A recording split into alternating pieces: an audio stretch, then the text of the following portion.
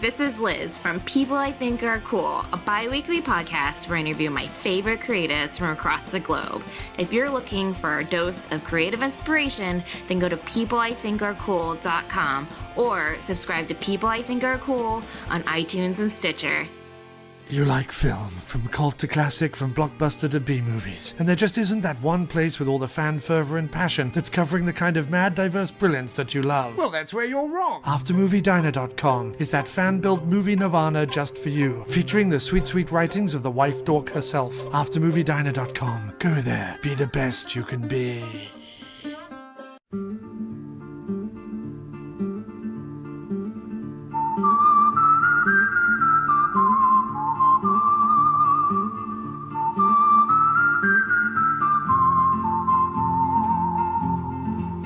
You are listening to the In the Mouth of Dorkness podcast, the official podcast of the Alamo Drafthouse Winchester. Welcome to another edition of the It Modcast podcast. Joining us is Brian Young, the Turtle Dork. You have the right to remain silent, but I want to hear you scream. And also joining us is Lisa Gullickson, wife dork. Up on the ledge, Dookie Man. Ladies and gentlemen, Brad Gullickson, mouth dork. Yes, they deserve to die, and I hope they burn in hell. And I'm your host, Darren Smith, the disco dork. I never gave much thought to what it meant. I just thought it was a cold-blooded thing to say to a motherfucker before I popped the cap in his ass. But I saw some shit this morning made me think twice. See, now I'm thinking, maybe it means you're the evil man, and I'm the righteous man. And Mr. 9mm here, well, he's the shepherd protecting my righteous ass in the valley of darkness. Or it could mean you're the righteous man and I'm the shepherd, and it's the world that's evil and selfish. And I'd like that. But that shit ain't the truth. The truth is, you are weak, and I'm the tyranny of evil men. And I'm trying, Ringo. I'm trying real hard to be the shepherd. And welcome to the It Modcast podcast, Fistful Friday. Hey, TGIFF. MFers. I wonder sometimes if my neighbors are like, something's happening in the Gullickson Dork. Right now, they probably expect it on Sundays around this time. Shit's about to get crazy. They probably put their earplugs in around like 5 p.m. Sorry, neighbors. Yeah, well, All right. I got to do it for my art. Yes. Ladies and gentlemen, we also have to do it because our still awesome screening of the Long Kiss Goodnight is still on the horizon. It's coming, so if you haven't got your tickets yet, they're on sale now. Please do so. And, get your butt to the theater. In the meantime, leading up to that, we're going to spotlight Mr. Samuel L. Jackson in our Fistful. He's a real up-and-comer. He is. I see him having a pretty long career ahead of him if he is not lazy and decides to do a movie here and there. So, in honor of him, we're going to knock this out real quick. Brian, your number 5 of A Fistful of Sam Jackson. My number 5 goes to my quote. It is The Other Guys. Very small, brief role. It is Samuel L. Jackson and Dwayne "The Rock" Johnson are partners, and they're pretty much running amok through the city, causing a whole lot of damage and a lot of property damage, and costing the city a lot of money with their brash no nonsense kind of stuff that they're doing to apprehend a lot of these different. You're a step. They have a total disregard for anything remotely close to public safety and property. Pretty much. And it's just a great performance. Sam Jackson always stands out because we talked about this before. He's really kind of, especially at this point in his career, he's kind of playing a caricature of himself to a degree. And I think he's really having fun with his own persona in this film. And, The Rock is, alongside of him having just as much fun as he is. And I think a lot of that is rubbing off of him. And you could definitely see that they're having a lot of fun playing these roles especially them being minor characters, because they are they're killed off very quickly into this film. They kill themselves. How about I off. say that's suicide at all? Yeah, pretty much. I guess they just thought that they were just so badass that they could aim for the bushes. That's some of the funniest shit is when they're so confident. They're like, "Yo, you ready? Let's do it." Like, fight. They do the fist bump and everything. Yeah, and they jump off that building with no regard, There wasn't even an awning. Yeah, it wasn't even an awning. That is one of the great gags in a film. I love The Other Guys. This is great. a great pick, Brian. It's awesome, man. When they were marketing this movie, with the title The Other Guys, the way they positioned it was that they were going to be, the lesser cops on the force who always had to live up to the reputation of Sam Jackson and The Rock, and you got the impression that they were going to be a major force throughout the film. Exactly. And not so much. No. They got dispatched pretty early in the film, and it's comedy gold. You know what? That moment when they jump off the building and the camera is the bird's eye and is following them down. I've talked about this on the podcast before, but I don't know that I've vocalized it in this way, but I don't think that I've ever seen a joke happening, like, because when I'm watching it, I'm like, all right, where's is the bus gonna come? Like, I thought something was gonna happen, that they were gonna land, but then as it's happening, I'm like, okay, they're about to die. It's a slow motion joke. And I can see, they're about to die. Yeah, because you don't think that they're gonna die. No, even though the world that you see and how absurd it is and how ridiculous they are and overconfident they are before that scene, there's still Sam Jackson and The Rock. Yeah. The advertising made it look like they'd stick around. Yeah. So, and then that jump is all in slow mo, and you. And they're playing the Foo Fighter. They're playing the Foo Fighters hero. There goes my.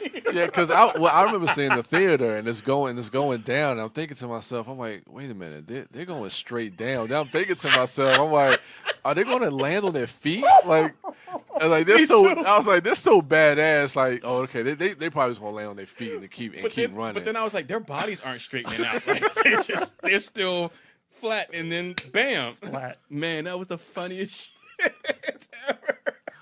That was a great pick. It's pretty cool. All right, Lisa, your number 5. My number 5 is brought to you by the Corporation for Public Broadcasting and viewers like you, because it is the first episode of Ghost Rider.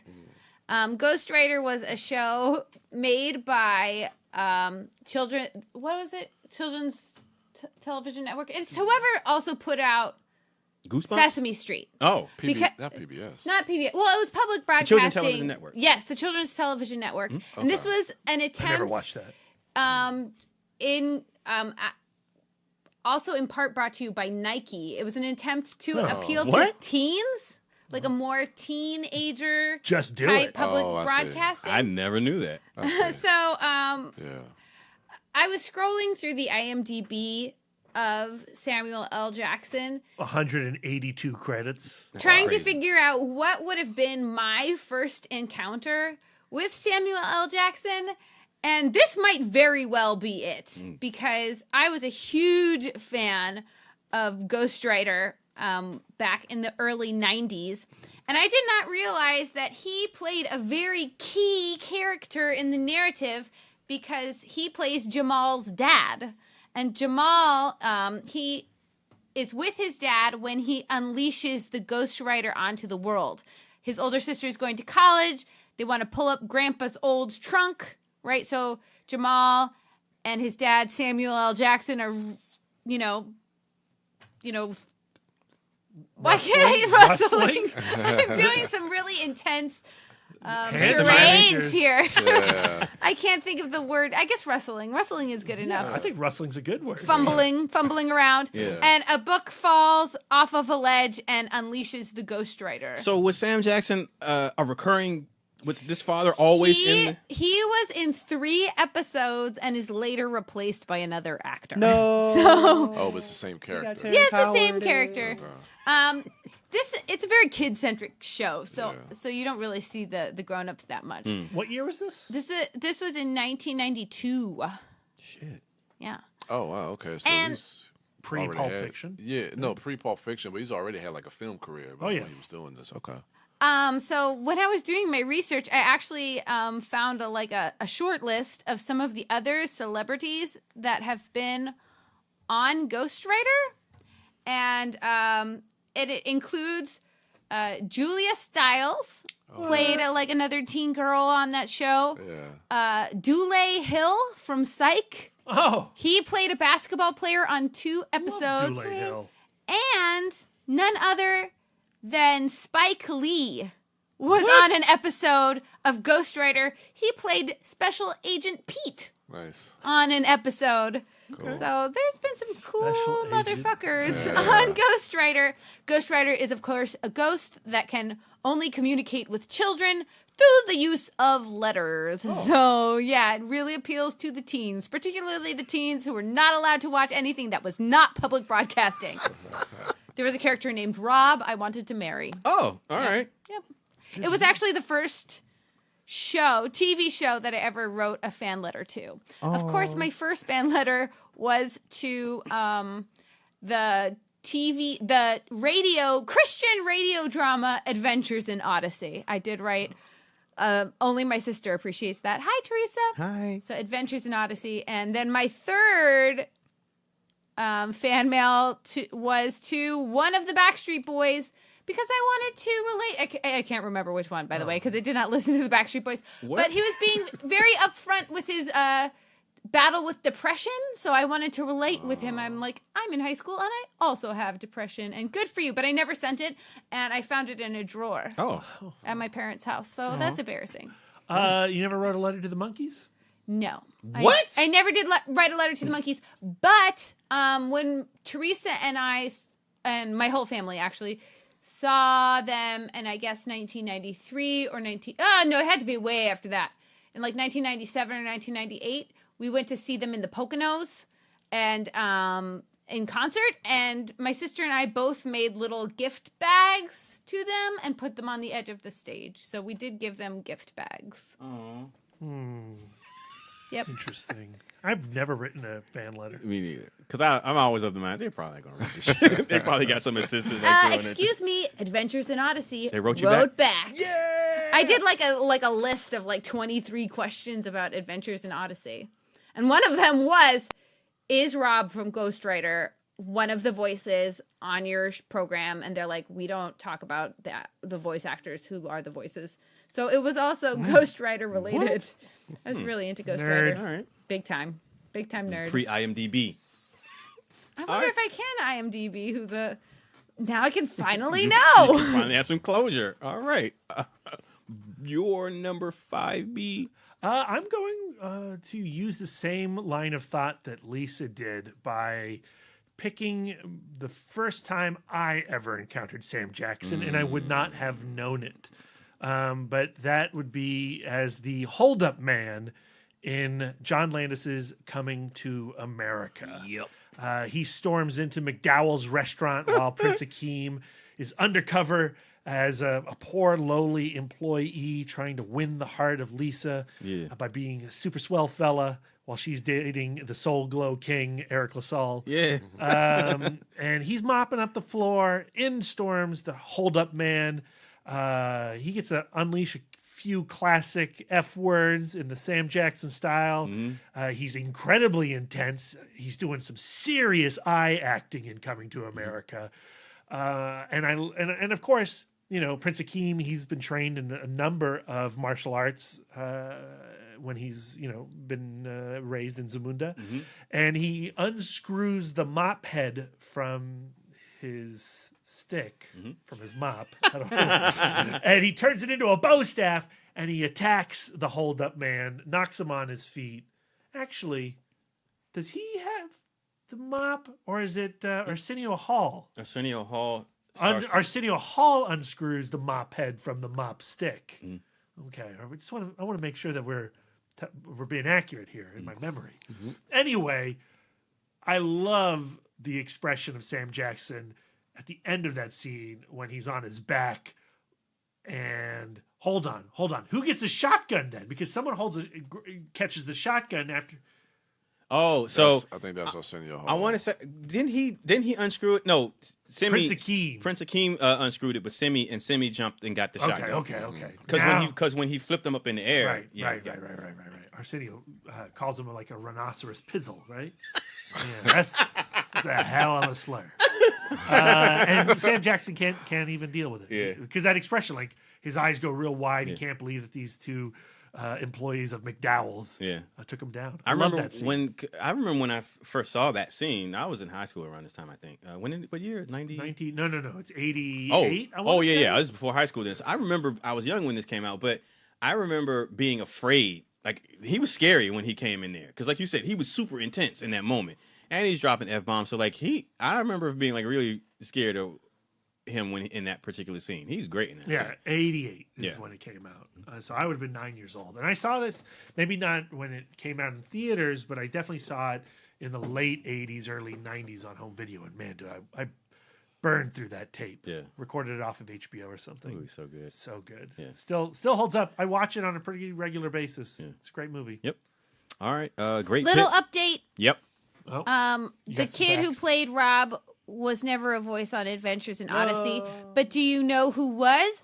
Zach Callison, who is Steven on Steven Universe, was a voice on Adventures in Odyssey, and Mark Evan Jackson, who plays Sean on The Good Place, also a voice on Adventures in Odyssey. Still don't care. Darren, what's your number 5? Wow. It's actually Hennessy from the Long Kiss Goodnight. Number 5? Yeah. Not number 1? No, not number 1. No, you'll see why. But this character definitely has to be on my list, not just because we are hosting the screening at the Alamo Drafthouse, but because this is actually one of my favorite Samuel L. Jackson roles. And it's a combination of Samuel L. Jackson being Samuel L. Jackson, but also like the wardrobe, Shane Black's script, just his character overall. Like a little bit of nerdiness that he brings to the role that I like. Yeah. I don't know. I at this point in his career and both Gina Davis's career, me personally, I didn't see him as an action hero or someone in an action movie, and the fact that that goes for Gina Davis as well. And so the fact that both of them come from a non-action background, as far as my knowledge of their career is concerned, I really felt like it lent itself to the fact that because she has amnesia, she was a badass like CIA agent, undercover agent, or whatever, but she gets amnesia, so in her current life, she thinks she's a normal housewife. And so the fact that I've never seen Gina Davis do action really lent itself to me believing that she believes that she's not this badass person. So when she turns into that badass person and accepts that, I felt like it was more gratifying. And in Samuel L. Jackson's character, because he's just a guy who's just trying to be a better dad, he's a private investigator. He's not like Shaft and kicking down doors or beating people up. He has to hire 2 bums to help him, get people. So he's not like an action guy. He just wants to be like I said, he just wants to be a better person to his son. He wants to look good in his son's eyes. And so when his character starts getting involved and then becoming an action hero, again, I found maximum enjoyment out of that part of the film. And a film that has multiple parts that are just outstanding. And so, yeah, I have to have him on my list. From his little dun dun dun dun dun, put the keys in my pocket, dun dun dun, dun. Like I love all of that. And I know some of that may be Shane Black, but Samuel L. Jackson pulling that off, I really sells it. And yeah, he's a badass. So come out to the Alamo Drafthouse on December 9th and watch Sam Jackson be a badass with us. Brian, your number 4. So I'm going to go to Sam Jackson really kind of getting into a lot of his voice work with Frozone. Yeah. Frozone, I think, is I don't want to say iconic, but just a very recognizable character within that universe. I mean, also just the dynamic that he has with Mr. Incredible, the relationship that he has, and just the way Brad Bird was able to kind of tell that story and to really just kind of build out these characters and their relationships. And it goes like to the one scene where, he's talking to Bob about the glory days, where he's sitting in the car listening to the police scanners, and just hearing Sam Jackson's voice and Craig T. Nelson's voice, like you could really feel that chemistry between the two, that these are kind of like these old guys really kind of reliving those glory years back in the day. And I don't know, and then the relationship that he has with his wife, who we never see on screen, and just that kind of back and forth with the voice acting and just some of those memorable lines that we hear from him. And I don't know, just the relationships that's built with that family, and I think his name is Lucius. How he has with the kids, with Dash and Violet and stuff like that. You get to see that explored a little bit more in the second film, and just his power sets, the way he's able to use his freezing and ice powers, and how that's portrayed, how that's visualized better in a way that we see than Iceman, who's known for that power in X-Men. I think they utilize that power a hell of a lot better than Iceman ever Especially did. Incredibles 2. Yeah, Like absolutely. that shit was crazy what Frozone was doing in that movie. That was really inventive. The ice slide, like, why have the X-Men movies never embraced the ice slide? So good. I know. Well, I mean, Like CG, blah blah blah. things could change in the future. When it switches When Dark hands. Phoenix comes out, No, we all no, love no. Dark Phoenix. Yeah, absolutely. Absolutely. I'm not on that same X-Men train that you guys are on. So What? Because we love it so much? no, I thought you guys didn't like it. Yeah, because it's garbage, Brian. How dare you bring it up in any other fashion? Well, you are right about Apocalypse. Apocalypse is straight garbage. Right. Oh, Right. It is. But I enjoy. And Days of Future Past, First Class, X2, and X1. Wow. And The Last Stand. All garbage. Man. wait, what? Yeah, they're all terrible. I know that, but I've never heard you say that before. I thought you All like of them? Yeah, I don't like thought you. I don't like any of them. Really? Not that's probably being too harsh. I as a whole I hate them. Yeah. And then X2 has moments. Okay. And First Class has moments. Yeah, First Class, But I was thinking. that, not many. for me. Not many. Yeah. Okay. Not the road cut.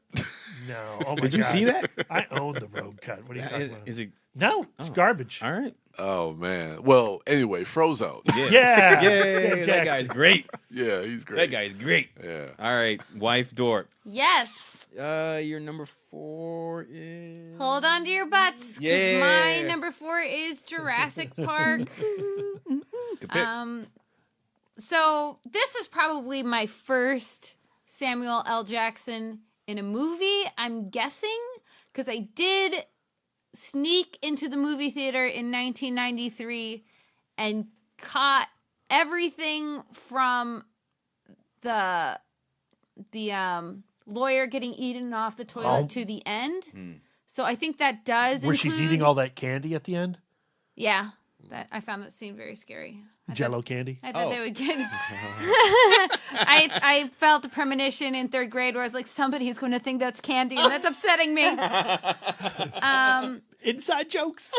But what I really like about Samuel L. Jackson in his role of Arnold, the lead engineer, is that he doesn't seem to be too into dinosaurs. He seems to be there. Everybody else is just jaw-dropping in awe of everything around them, and he seemed more into creating this network. Well, and maintaining it. And yeah, he took a lot of pride in his security network, and he wasn't too happy with what is his name? Nedry by Wayne Kramer. Yeah, messing. Nedry by Wayne Kramer. It's like Ralph Lauren. He's a fragrance. I would not want that fragrance. No. I think he's a great foil to Wayne Kramer, even though they don't really share much screen time. But the One way has like this nervous energy, and the other one is just like chill. well, Jackson, the way he interacts with Nedry's computer and like his pop-ups and his like, you can tell that when Nedry was around, Jackson hated that dude. Oh, absolutely.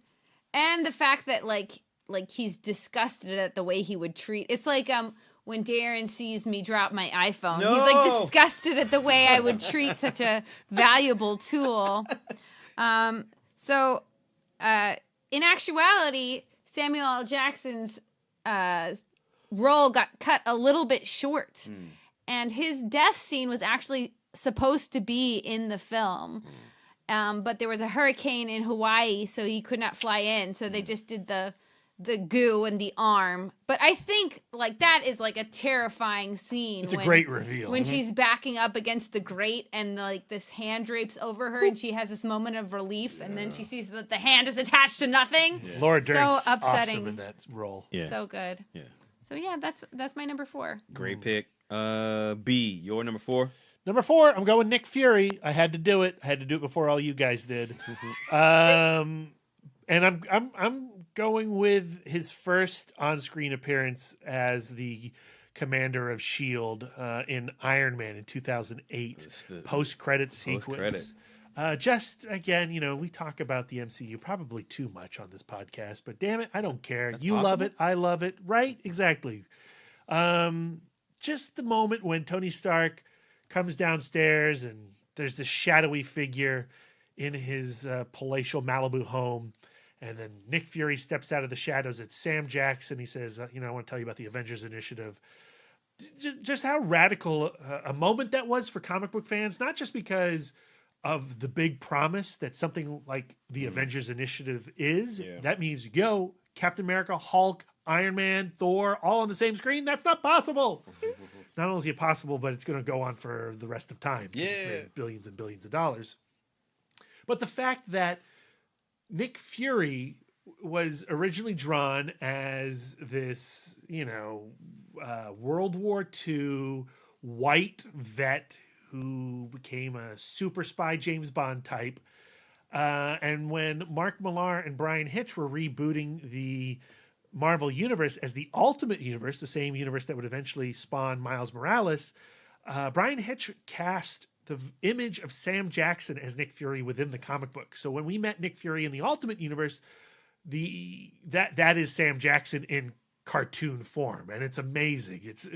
I remember reading those comics in the early aughts and going like, oh man, I would kill to see Sam Jackson play Nick Fury and bring all of that masculinity and anger that he tapped so well in films like Pulp Fiction and what have you, and Die Hard with a Vengeance. Like you watch those early more actiony roles. I mean, Pulp Fiction's not an actiony role, but like the attitude that like suppressed anger that he has in Pulp Fiction is so perfect for Nick Fury. So when he stepped out of the shadows and suddenly Brian Hitch's dream cartoon figure is now a reality, like, yeah, that blew my mind. And it's lasted like, I don't know, what, 30 seconds? And then we wouldn't see him again till Iron Man 2. He gets a little more screen time. And then we finally get some real deal Nick Fury in the Avengers. Although I guess like the best Nick Fury movie is certainly The Winter Soldier. Yeah. So I named all my favorite Marvel movies. There you go. All right, great pick. No, he's dust. He's dust. Is he though? For now. All right. My number 4 is going to be the role of Ordell in Tarantino's Jackie Brown. How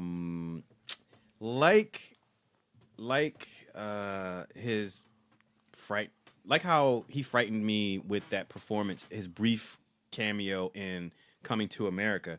Quentin Tarantino would allow Sam Jackson to bring out, an even more frightening character that would last an entire film. And Ordell is one of the few characters that Sam Jackson portrays that can allow me to see beyond the A-list actor who has starred in over 180 films. I can lose myself in the character.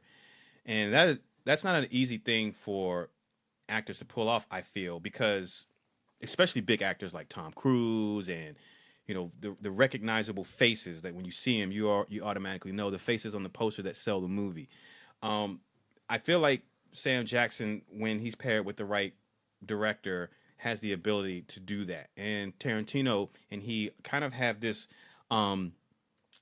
It's like Scorsese and De Niro. Like he's found his muse, and it's been said before. No one spouts his dialogue like Sam Jackson. And outside of just how he speaks these words that Tarantino wrote in Jackie Brown, it's also about how Sam Jackson can go from vicious and evil to vulnerable and afraid or unsure, and how he can seem like he has everything together, but then have everything fall apart and be helpless and still try to keep up this, this crazy and scary facade, because ultimately it's shown that he's not just strictly pure evil. He's also sometimes incapable. He doesn't have a handle on everyone in his gang and the plan. Like he's not up and abreast on everything the way that he thinks and portrays himself to be. And so I like that juxtaposition between someone who can be so menacing in that scene with Beaumont, and then at the end when everything's falling apart, his last resort, because he can't do anything, is to shoot his friend. And so I just love the way Sam plays that.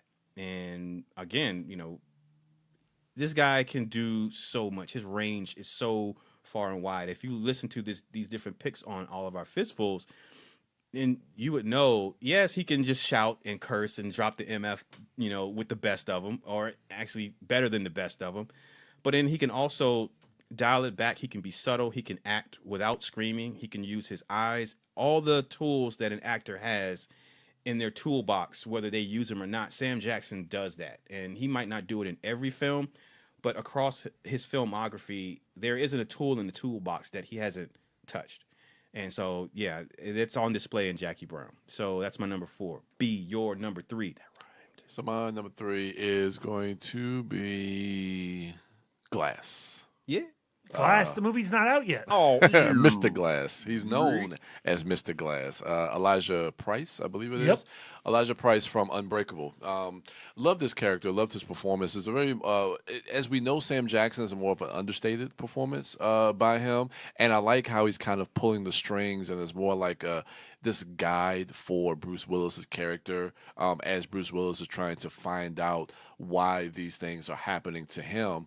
But there's also ulterior motives behind why Elijah Price wants to find out who Bruce Willis is as well, and who's behind a lot of these different acts of terrorism that's happening around the city of Philadelphia and in that area. So I don't know. I just think it's just a brilliant, brilliant film. It's a great character, and I'm excited to see where these characters go in the next month and a half when we get to see them again. And That's just nuts. and just the way, like, we've talked about this before, like, I love those characters of David Dunn and Elijah Price from Unbreakable. I think Unbreakable is probably M. Night's best film, or one of his best films. It's his best film. Yeah, and my personal favorite. And to have that experience in Split, and to find out that this was basically almost just like a backdoor way of creating this shared universe, this superhero trilogy that he's created, I thought was just absolutely brilliant. And now to see all this kind of culminate and come together, it's exciting. And I never thought I would see those characters again. I was good with just living with having these two characters in that one film, and just having that film just to kind of cherish. But now to have more story with David Dunn and Elijah Price, and it being more focused, hence the title Glass, being more focused on his character, and to see where his character goes and how much more devious and evil and maniacal he can be by, again, the way he manipulated David Dunn, how he's going to do that with Walter Crumb, I think his name is, McAvoy's character. So I'm excited, man. I'm excited to see Kevin Crumb, Walter. because you got to do the alliteration. Yeah. To see how he's going to kind of manipulate and kind of like that whole situation. It's going to be interesting to see what this movie ultimately is going to be. So I'm nervous but optimistic about the film. So I mean, the way Unbreakable ends with that massive revelation that Glass has been manipulating the events to reveal the potential of David Dunn. Yeah. And then Split, you're watching this, horror film that ends up being a backdoor sequel to Unbreakable. Yeah. what is Glass going to be? I've seen the trailers. You know, it's going to be a collision of all three of these characters. Yeah. Plus Anya Taylor-Joy, plus Sarah Paulson. But you know, is it going to have the impact that the climaxes of Split and Unbreakable do? Is it a backdoor pilot or not pilot? A backdoor sequel to The Village? William Hurt Or shows it up. could be a backdoor way of Lady creating in the something. Water. No, it doesn't, I don't think. Or what's the one with the Signs?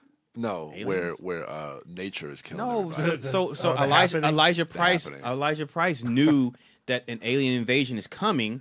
So when the alien invasion comes, it's the superheroes that defeats them. So he's Nick Furying a half Avengers group. Water is bad for the aliens and bad for David Dunn. David Dunn's an alien. He's Superman. Bam, that's the twist. That's the Shyamalan twist.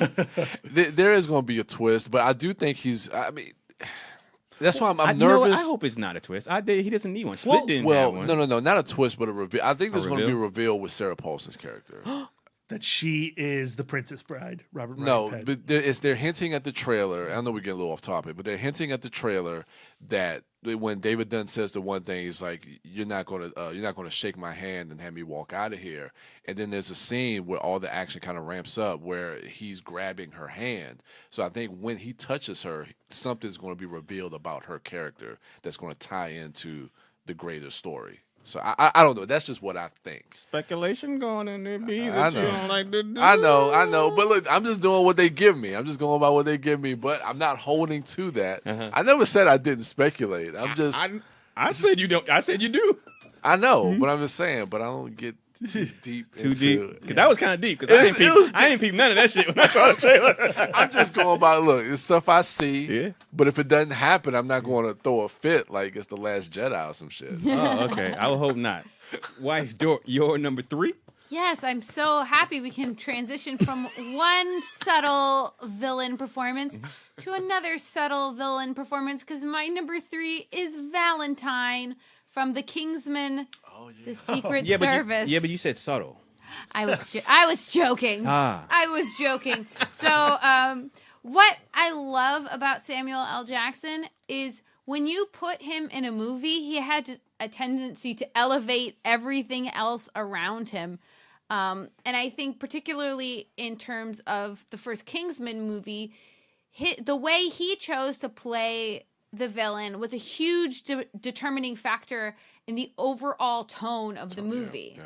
So when Matthew Vaughn originally cast Samuel L. Jackson, he was expecting more of an Elijah Price from Unbreakable performance or more of a Jules from Pulp Fiction performance.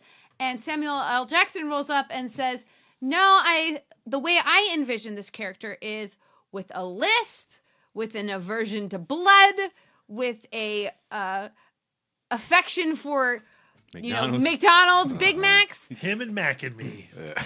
And at first, Matthew Vaughn was really turned off by this interpretation of his character.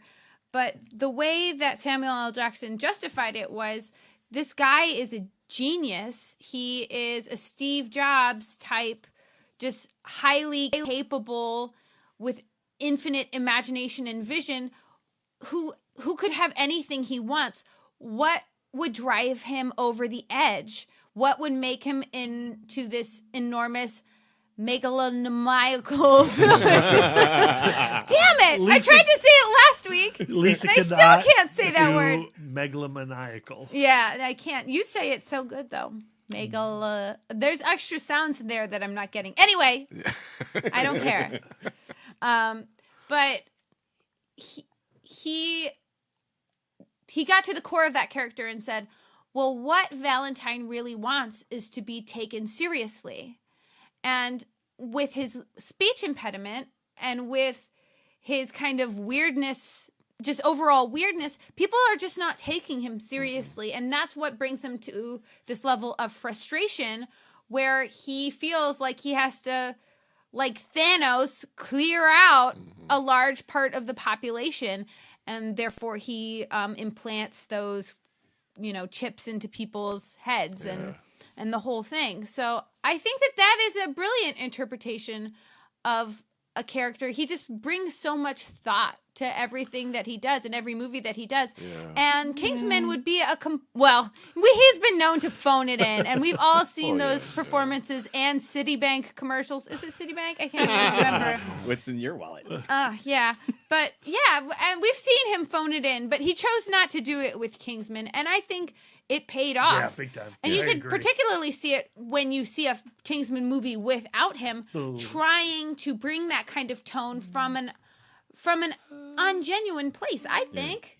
Yeah, I mean, it just shows you how much. It's a great example of how you have to trust your actors, because your actors can bring stuff to the role that isn't necessarily on there on the page. It's And I a think real collaboration. Yeah, and he definitely enhances, I think, And- that film as well. And Jackson being someone who, when he was younger, had a speech impediment, and to this day sometimes still struggles with it. He had a stutter.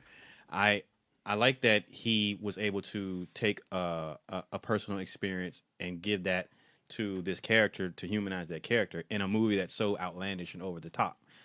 Because that particular thing, you might not be able to be able to relate to people's heads blowing up in rainbow colors and all the crazy stuff that's going on in that movie. But the most outlandish and over the top character has such a human quality and about him that there's someone out there that outside of through all that color and all the action scenes and speed ramping, they can and beyond that list, they can see past that and see themselves and relate to that character. I think that's really dope. Yep. So yeah, great pick. Thank you. B, your number 3. My number 3 is an underrated gem from 2001, The Caveman's Valentine. Samuel Jackson plays Romulus, this cave-dwelling homeless man in Central Park who stumbles upon a corpse, and a mystery ensues, and he's in pursuit of what put this body in front of his cave step. It is a gut-wrenching performance from Samuel Jackson. You know, we love him when he does his thing in The Hitman's Bodyguard or Formula 51 or you know, even like the lesser stuff. What was that one where he was playing the serial killer a few years back? It was like a VOD, direct-to-VOD. I don't know. I'm not. Look it up. Samaritan? Yeah, the Good Samaritan. Right, like he's phoning it in. He's playing on his personality, but you sometimes forget that when he goes for it, as Lisa was saying with The Kingsman, or what you were saying with Jackie Brown and Unbreakable. I mean, he does tap into a different type of human.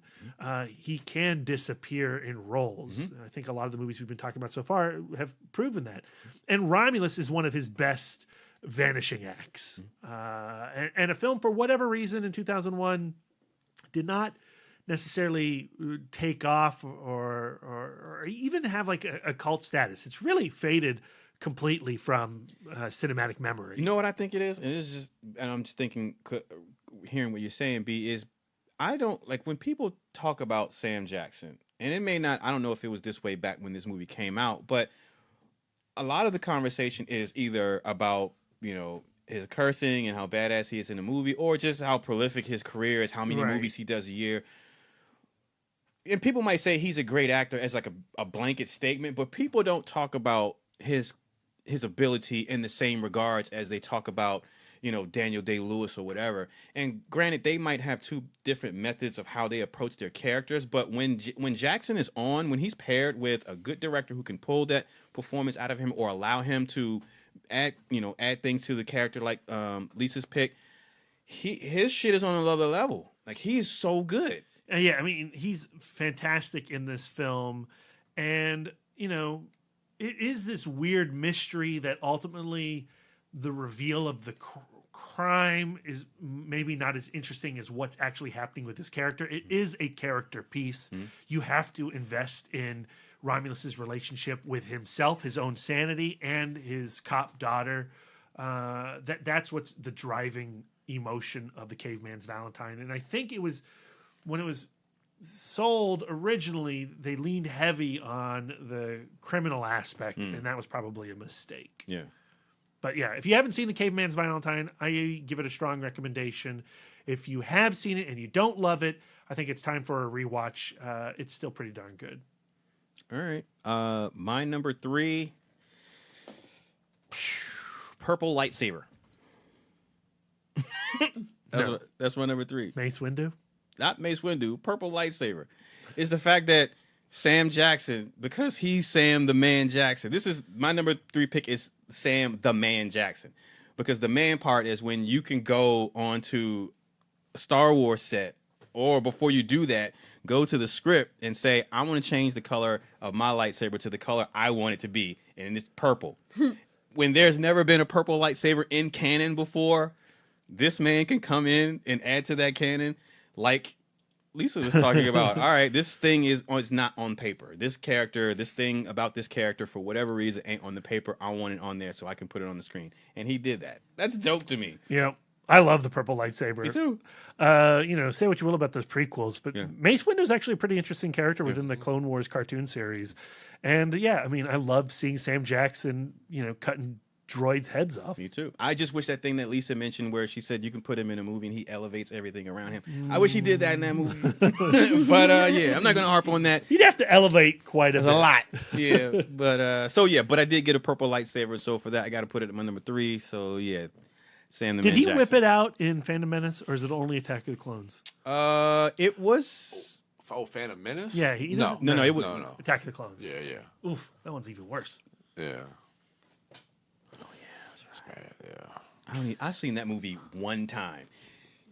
Anyway, Brian, your number 2? So my number 2 is the final scene in Pulp Fiction, the diner scene with, between Jules and Vincent. Just them sitting down after this crazy adventure of trying to clean Marvin's brains out the back of their car. And, they got some new digs, some new clothes. So they go have breakfast. And just the whole conversation that they have and just the chemistry that Jules and Vincent have and the way that Travolta and Sam Jackson play that scene is so naturalistic, and it goes to just Tarantino at that time where you could just especially like when people talk about Tarantino, when you look at the beginning of something like Reservoir Dogs, where they're just having these conversations before they go into a heist or coming out of like these certain situations, but they can just have random conversations about Royale with cheese when he goes overseas right before they go to try to get money back from, and it's so odd, and it puts you as an audience member, especially if you're not familiar with Tarantino, especially at that time in '94, not really knowing where he's leading you in these films. And it's so intriguing to see characters like this, and that final scene is the epitome of that, because once we get to that point, Jules is kind of having this crisis of conscience and kind of making this decision to want to change his life. And, he wants to walk the earth like Kane from Kung Fu. And it's an interesting conversation when Vincent says, you decided to be a bum. He's like, no, Vincent, I'm going to be Jules, no more, no less. And just that whole conversation, just Sam Jackson's just so good, so good in that diner scene. I love that scene. Like, that's just one of those segments where I can just turn Pulp Fiction on and just watch that scene, and I'll just be completely satisfied. It's so satisfying to see every aspect of that, from the directing, from the acting, from the writing. Everything is just pitch perfect in that moment, in that movie. And a lot of that is due to Sam Jackson and where his character is, where his headspace is in that moment during that movie. And the movie does a good job of like putting you off of that, because every other scene, like he's shooting somebody, or he has a penchant for violence. He's a hitman, so okay, these people robbed a diner with 2 hitmen in it. They're gonna die, right? Because we've seen them kill people. And so when that moment comes, that conversation happens. I remember the first time I saw Pulp Fiction, and it ended with the conversation, and I was caught off guard, and I loved it. And I was like, oh man, I thought that dude was gonna die, because that scene was super intense for me, because I just knew that gun was gonna go off randomly, like Marvin. Like when Marvin got killed. There's so many random bursts of violence in Tarantino's movies, so I'm expecting him to purposefully pull that trigger, or accidentally, or Travolta's going to pop him. I'm expecting something to happen. And we knew that Vincent does die, but not here. Right. Yeah. I mean, and it's such. I mean, that moment is Jules's moment, especially when he's talking to Ringo, and he decides to let him go. I mean, that shows you the growth of his character, and that's his moment in the film. I think, and it just works on every level. I love it. All right, great pick. Wife Dork, your number 2. My number 2 is Nick Fury, specifically from the 2012 Avengers movie. We've watched Nick Fury evolve over this past decade as a kind of drop-in tag in the first Iron Man movie we've seen him as a mentor figure. We've seen him as the face of S.H.I.E.L.D. But in the 2012 Avengers film, there is a turn in his character that I think that is an indicator of one of the weaknesses in S.H.I.E.L.D. overall. And that is the moment with the Captain America cards. So Agent Coulson is dead, and in his death, he suggested that this might be the kind of thing to bring the Avengers together. Is that how it he happened? doesn't suggest it. He gets killed, and in his dying breath, he says, we got to get them together. We need to do something. But I do think that he indicates that his death could be the kind of thing to bring them together. Right. Not necessarily, dip my favorite vintage baseball cards or Nick Captain Fury America cards. Takes that one step further and creates this false narrative to get a means to an end.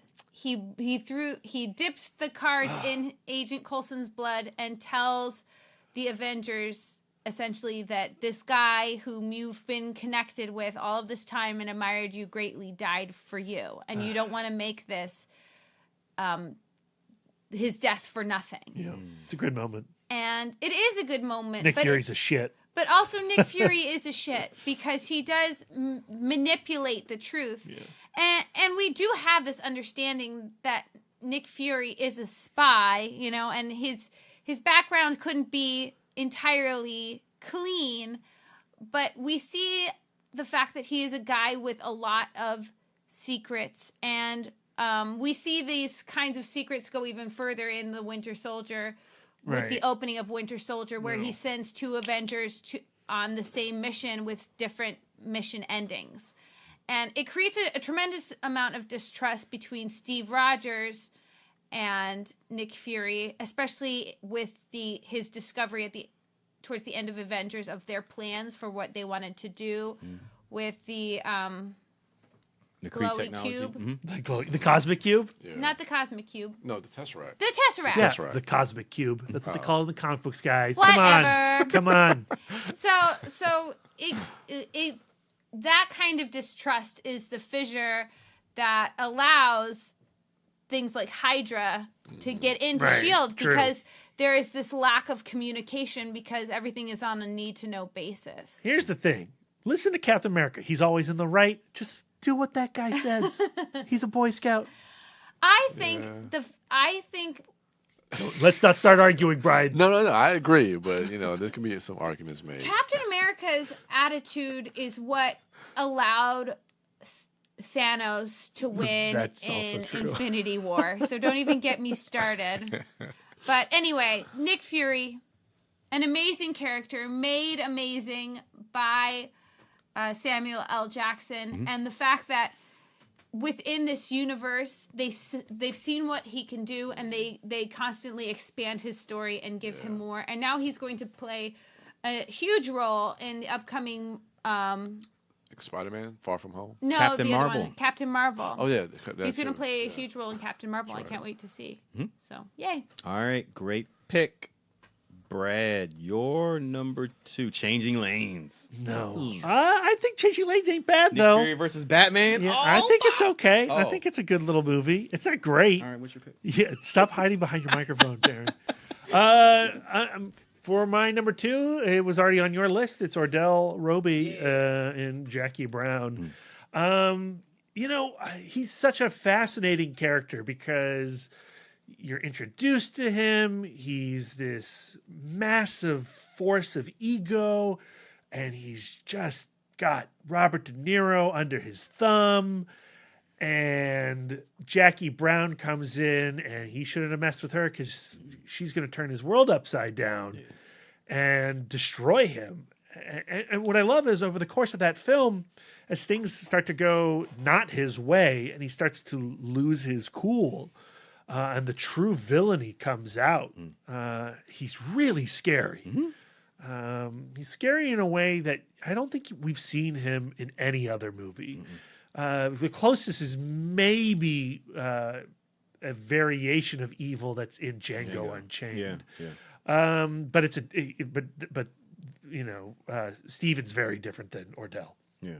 And then at the end of Jackie Brown, when he goes to confront her, and she has set up this trap in which Ray Nicolette, played by Michael Keaton, is waiting in the shadows and puts a bullet in him, and he falls down. The way Tarantino, reveals the corpse of Ordell when the light switch comes back on, it's this overhead shot staring into the empty eyes of Ordell. As an audience member, you're like, do I feel bad for him in this moment? Like there's a lot of conflicting emotions surrounding how we should feel about Ordell. He is a monster. He's a tyrant. He's a disgusting human being, but he got played. Every time that scene happens, I've seen the movie countless times now, but every time that scene happens, when he's out in the car with Max, oh man, it's super. It's super intense, especially when he goes in, like right before the shot goes off. It's still super intense, and I don't know. It's so weird that it still has the same effect. Well, and the scene before that, or a couple scenes before that, when he kills Robert De Niro. Your ass used to be beautiful. The fact that he's willing to destroy this human he once thought of as a friend because he failed him. So cold. His rage is just so intense. So at that point, you're like, well, you can't trust this guy to do anything. And the way, next time you watch that, look at Sam's face as he shoots him, and 2 seconds after he shoots him, the face that he makes. There's so much contempt there in his face. And he didn't say, take that motherfucker or whatever. It's just all in his scowl. He's so disappointed. And angry and disappointed. So great. So great. Yeah. Damn. My favorite Sam Jackson Tarantino performance. You could easily do an entire list of Quentin and Sam together. Oh, man. But yeah, Ordell's my favorite. Yeah. All right. Great pick. It's funny you mentioned Steven from Tarantino's Django Unchained, because that's my number 2. Yeah, you're right. Both evil and scary, but in their own way. And I feel like up until, like I mentioned earlier, up until that point, I had not seen Sam Jackson be that scary. And then Tarantino comes along and say, "Hey, Sam, we can do him one better." Such an upsetting performance. Yeah. And character. You know, the duality that Sam is playing with the character Steven, and the intellect and intelligence that's there for him to be able to have this facade of being this step of, just the slave type of character, but also to have another identity that he's hiding from Calvin, but he's letting the other slaves there see. And to me, that's the true horror, and is how he's treating his own people. And, that to me, it's like, it's almost like Big Trouble in Little China when Jack Burton's not the hero. It's Wang. It's Calvin Candy ain't the main villain in Django Unchained. It's Steven, if you really look at it. And again, his performance is so, when he has Hildy in the kitchen and he has her cornered, and it's a combination of Kerry Washington's performance of her being frightened of him, but it's also just Sam creating that thing in Steven to have him emote that just stifling wickedness, and that he's just a despicable person. And then when he stands upright, when he doesn't have to put on the facade anymore and he reveals his true self, that's a great moment, because then you have these two titans. Jamie Foxx is no slouch in the acting department, and to have his character arc reach its summit at this point with at its peak with Steven, I just felt like them, and then how how Django is,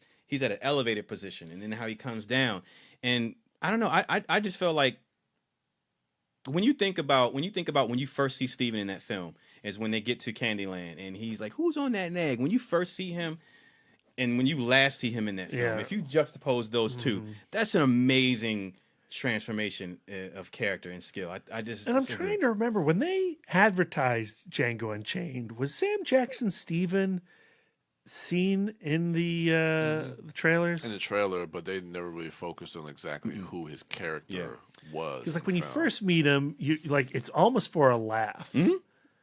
Yeah. Yeah. Yeah.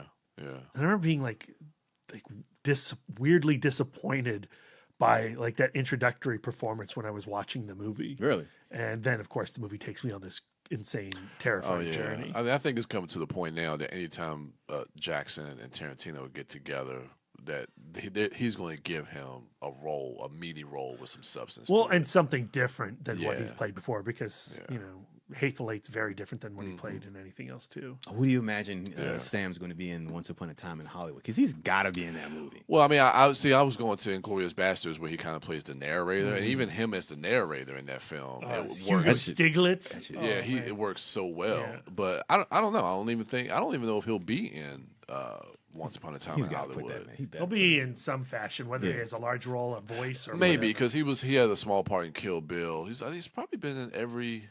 He's been in everything but Death Proof and Reservoir Dogs. Oh yeah. Okay. So all right, Brian, your number one. My number one goes to probably my favorite performance from Sam Jackson, which is Black Snake Moan. This is the film from Craig Brewer back in 2006. This was his second film after Hustle and Flow. And Craig Brewer is a director that really has a good musical. He has a musical background. He wanted to definitely do.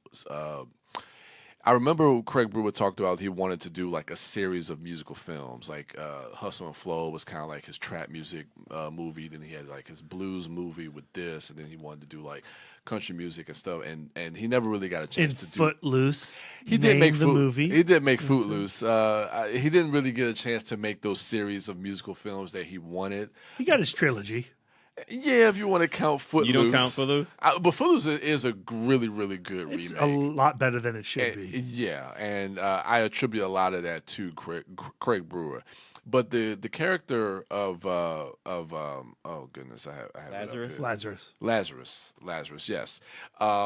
This man is kind of down and out. His wife Rose has left him, and he meets Christina Ricci, her character Ray, who's a victim of sexual abuse, and she's this nymphomaniac who has a relationship with Justin Timberlake, who's really, really good in the movie as well. And she gets beaten and raped and left for dead on the side of the road, and which is near his house, and he finds her on the side of the road.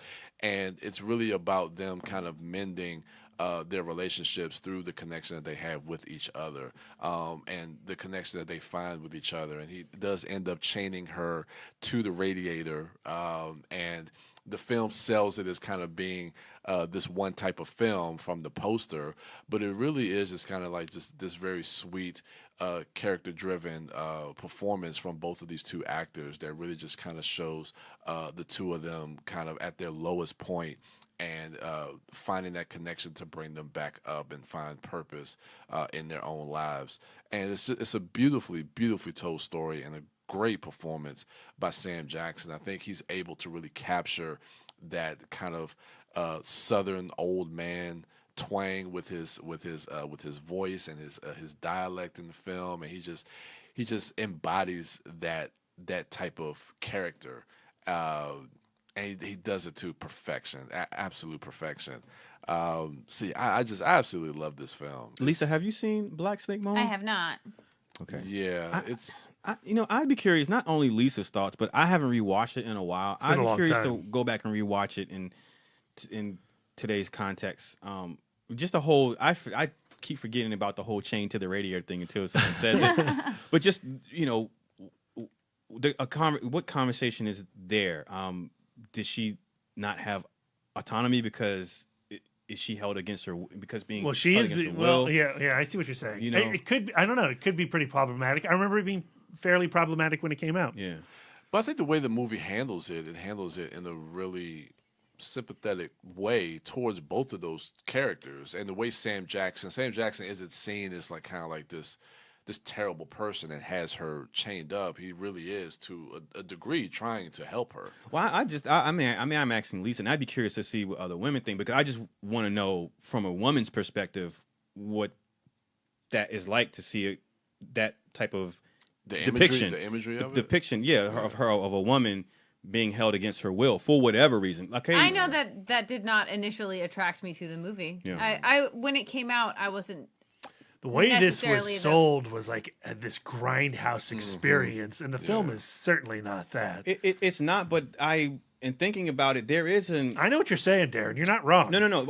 There's an element of the fact that there's a black man in the South who finds and takes a white woman who's been beaten and raped.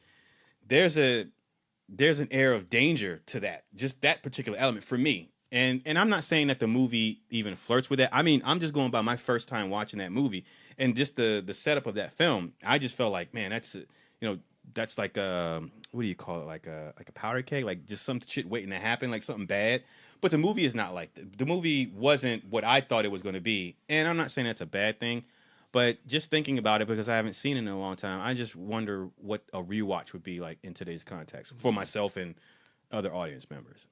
Well, I'm going to submit this for a possible still awesome. What year? What year did it come out? 2006. All right. Yeah, because I love this film, and I would love to see it on the big screen. And it's not VF, but it's in the beginning. You don't really see anything; it's just sounds. But because Justin Timberlake's character suffers with a lot of anxiety, and it's right at the beginning. I think that's the only time I believe. No, it's not actually.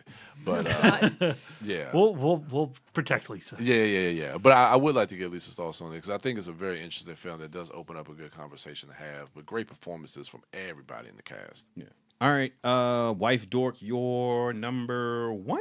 My number one. Yep. So we've heard about a lot of Samuel L. Jackson, Quentin Tarantino collaborations. And so for me, I never love Samuel L. Jackson more than when he's in a Quentin Tarantino film. Yes. And for me, this is my favorite. And just like you were talking about earlier, with each of his roles, Quentin Tarantino gives him another aspect, another character to play. And it's just this game of contrast. And I think this character is an amalgamation of all of the things that Samuel L. Jackson does best. And I think so far, his greatest performance is as Marquise Warren in The Hateful Eight. It's a great Major performance. Marquise Warren. Yep. So Marquise Warren is a guy who's presenting himself as something else completely, and his entire persona is built on a pile of bullshit that he can sell exceptionally well. And there is another aspect of Quentin Tarantino that I think has defined Samuel L. Jackson since their first collaboration, and that is the level of vulgarity. Like, you can't talk about Samuel L. Jackson without saying the word motherfucker like 10,000 times. And this is something that he's now embraced. And now in every single one of his movies, including his Avengers movies, he's got to drop at least a mother. And then we just finish it in our heads and high five our neighbors. So the scene I want to talk about in particular is the scene that starting to see pictures, ain't ya? This scene of intimidation and vulgarity.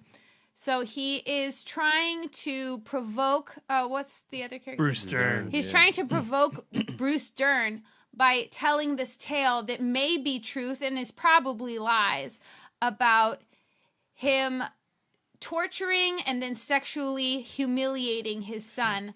And he tells this story with such relish and such hate in his heart and in his voice that it's really terrifying and funny, you know, like you laugh, but it's just over the top scary. And And it's fascinating too with the way that what he's saying and the way that Quentin is showing when he cut to all that. Yeah. And then Bruce Dern and his reaction to it, you just know, oh shit. oh yeah. So good. And the fact that at the end of this movie, on the pile of just human garbage, he ends up on top, and somehow that feels like a triumph. Like on top, as in not completely, only mostly dead. I don't know. It's just so really good. So delicious. good. Yeah. Now that we're in December, it's time for a Hateful Eight rewatch. Generally, that's when Brad and I are snowed in. That's our first snowed in. Supposed to get some of the snow year. next weekend. Ooh, there we go. Oh yeah. You go make a deal with the diabolical bitch. So good. Yeah, so great. I just love how Tarantino Sam Peckinpah's his dialogue. He's like, action can be slow-mo. Why can't dialogue? Yeah, so good, man. Great pick. All right, B, your number one. My number one is another character that's already been mentioned on this podcast and another villain. It's Elijah Price from M. Night Shyamalan's Unbreakable. I love this sad, wretched little beast of a man and how Jackson portrays him. We're introduced to the character as he's born in the opening moments of the movie. And the doctor comes in and delivers this baby that's just crumbling with brittle bones. And we learn over the course of this movie how a life as this fragile thing has caused him to lose his mind. He starts and also access the comic books. That'll do it. Using the lens of comics, if I'm here on this end of the spectrum, this thing that can shatter at any moment, there has to be another human on the other end of the spectrum. There has to be an extremely strong and invulnerable human being. And the quest that he goes on to find David Dunn, the unbreakable man, is truly tragic. And we don't realize what we are watching until the final moments of the movie. And it's not a twist. It is a revelation. And it's the best ending that M. Night Shyamalan has ever come up with and probably will ever come up with. It's so satisfying because it's so emotionally crippling, just like Price's physical body. I love Unbreakable. And I love the whole look. I love that purple jacket, his glass cane, his Frederick Douglass hair. And now seeing it in the trailers for Glass, now that there's the older man version of that, ooh, you're just like, I know. I want to see this man. That now that we know, like Glass is going to begin, and we know where he's fallen. He where can this character go now that we know he is this monster? And he's accepted that because even at the end of Unbreakable, he says, "Now that I know who you are, I know who I am." And even in Call this me new, Mr. Glass. Yeah, and in this new trailer, like he's accepted that role of being this villain, this person. Yeah, he's and like, I am Lex Luthor. You are Superman. Let's do this. Yeah. That is so like thinking back on initially seeing that film and getting to that ending. Me personally, it was a revelation, and I was like, "Oh shit!" But then there was something inside me that felt and knew, because this movie is this type of movie, there's not going to be a sequel to this. And there were really no comic book movies at this point. Right. X-Men, had that come out yet in 2000 by this point? X-Men and Unbreakable are the same year. Yeah. Same year. Like, that's crazy. Yeah. And Blade had come around. That's about Men in it. Black had been around. Yeah. Yeah, but it wasn't this comic book boom how it is now. So the idea that's like, all right, next year there's a Buckaroo Banzai sequel, that thing they tease at the end, or that thing in Big Trouble in Little China at the end of the truck. Like years later, we're going to find out what's going on after that. Things that you had resolved within yourself that you know what, that movie and the sequel is going to live on in my mind. They're Right. not going to make a sequel to that. And yet here we are a few months away from Glass. And I like that. Firstly, I like with Elijah that he is someone who is obsessed with balance, like Thanos. Like if you said, Brad, if I'm on this end, there has to be a balance on the other end of someone who's the opposite of me. I love that about it. And I love that the first movie really, while it does introduce and introduce us to Elijah, it's more about David, and then we have the Beast, Kevin Crumb, in the middle, and then on the other end we have a film heavily centered around. It looks like it's going to be focused on Elijah. So the two opposites on each end, and then this gambit in the middle. It's interesting. It's Yeah. interesting. I don't know, like when the last time you watched Unbreakable. It's also weird how that movie ends on that revelation, cuts to black, and then we have a series of title cards explaining what happens after the movie. I always forget about those title cards. I totally forgot about the title Yeah, card. I do too. Yeah, anyway, it's a great movie. Yep. We got to rewatch it before January. Oh yeah. Oh my goodness! I thought you were going to be. I thought your number one was going to be Wes Luger from Loaded Weapon. I mean, I do love Loaded Weapon. Stop. Part 1 is the full Oh title. yes, I'm sorry. Loaded Weapon 1. Yeah. Was there ever a sequel? No, that's the joke, Darren. Oh, like Naked Gun 2.5. Yes, yeah. So National Lampoon's Loaded Weapon 1, starring Sam Jackson, Emilio Estevez. Yep. Bruce Willis is in that. That's the Is first he? movie that they came together on. Yeah, he cameos as John McClane. Shut up! The Are you serious? Yeah, the terrorists come in, they blow Oh, up his No, it's the trailer the, home. the trailer because it's supposed to be like Lethal Weapon. Yeah. And they blow up the wrong trailer, Yeah. and he comes And out. then there's Bruce Willis going like, "Hey, what are you doing?" And It's great. Tim Curry is William Shatner's henchman in that film. Dennis Leary's in the movie.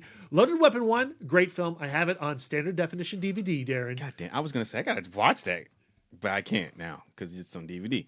Sorry, I'm a snob. Anyway, my number one and my Fistful of Samuel L. Jackson is the character of Gator from Spike Lee's Jungle Fever. That character is great. The character work with him and Halle Berry. Oh my goodness, I forget that she's the other crackhead with him, and she's so good.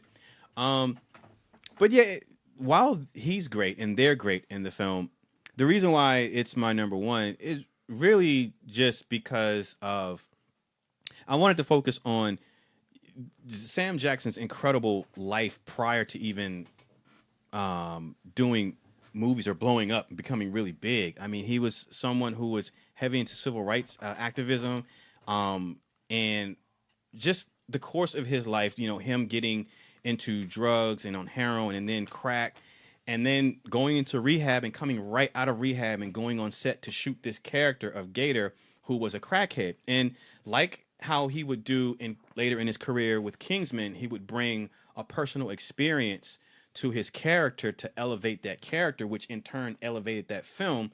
I felt like he first pioneered that in Spike Lee's film, Jungle Fever, to a tremendous effect. And even if Gator doesn't elevate the tone or the rest of the film, and, you know, even if he doesn't, you know, if Wesley Snipes and Annabelle Ciora don't benefit from him being in there, I feel like his character and that performance and his playing opposite of Halle Berry, I feel like all that stuff is as strong as it is because of his personal experience, you know, being in that situation and relating to that character.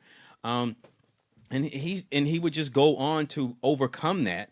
He would overcome his speech impediment. He would overcome his drug addiction, and even before all of that, when he was trying to overcome injustice and for his people, for all of us, he's just such a fascinating and amazing person. And yeah, I that becomes crystallized when I think back to his role in Spike Lee's film, in Jungle Fever. So yeah, that's got to be my number one. And I'm just full of Spike Lee. No. Nope. Sam Jackson. I'm sorry. Fistful of Sam Jackson. I'm thinking about Spike Lee. Though they My both bad. have been on Ghost Rider, and there it's full circle. That's true. See, guess that's what I was going for. Thank you, Lisa. You're welcome. You can hit us up on social media at ItModcast to let us know what your top 5 of Sam Jackson would be. Brian Young is at the Turtle Dork on Twitter, at the Turtle Dork 1 on Instagram, and at Brian William Young on Facebook. Wife Dork is at Sidewalk Siren and at Bake Dork on Twitter and Instagram, and she is also at Sidewalk Siren on Letterboxd. Brad Gullickson is at Mouth Dork on Twitter, Instagram, Facebook, Letterboxd, and Untapped. And I am Darren Smith, the Disco Dork, on all social medias. That is going to do it for us. But do not forget, tickets are on sale December 9th, Alamo Drafthouse, Winchester, 8 p.m., the Long Kiss Goodnight. That's it. Make sure you get your tickets. Make sure you see us out there. Make sure you come talk to us. And yeah, take care. Stay safe and warm. Thank you all for listening. Enjoy the rest of your weekend. What's out this weekend for you to go see? The Mowgli Andy Serkis film. Yes, watch that because that will be our review cast. Yeah, it's great. Yeah. Yeah. Okay. We'll talk about it. And while you're on Netflix, you should watch the other great film that we reviewed last week, The Yes. Christmas Chronicles. Oh no. That was earlier this week. And then you can stick around for watch the Ballad of Buster Scruggs, an actual good movie okay. on Netflix. And Roma is coming out on Netflix too. Yeah. A couple weeks. Well, actually, December 14th, right? Yeah, December 14th. Oh, wow. All right. Yeah, So it's I a gotta big put- weekend. Be on the lookout for Netflix is the place to be. Although on the 14th, so many movies. So many. That's the beginning In of theater? this onslaught of so the 14th to the end of this month is going to be crazy. I'm wearing my Cinemia and my A-list Yeah. AMC out. All right. So, yeah, thank you all for listening. Enjoy the rest of your week. And until next time, motherfucker.